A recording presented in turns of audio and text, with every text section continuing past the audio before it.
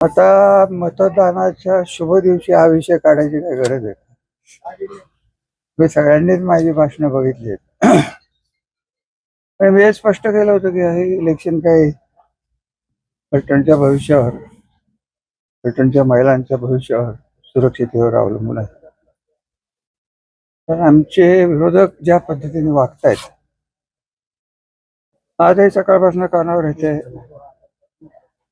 ऑर्डात booth केंद्रावर जाऊन मागं पुढं कर, अजून काय काय कर, हे त्यांचे नेहमीचे उद्योग सुरू.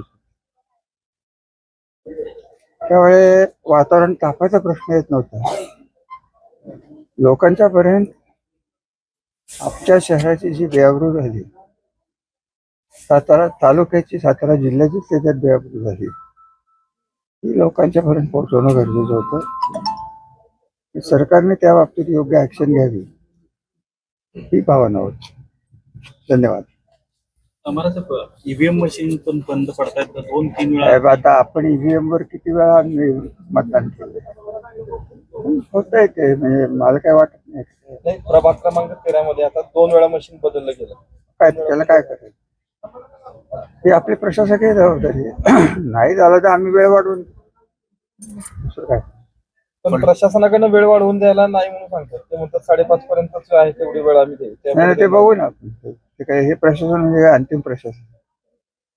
तक्रार झाली आणि लोक जर रांगेत उभे राहिले असतील, त्यांना रांगेतल्या लोकांना तर मतदान करायलाच पाहिजे. उमेदवारांना एवढा घाबरू नका. शुभेच्छा, विजय आपला आहे.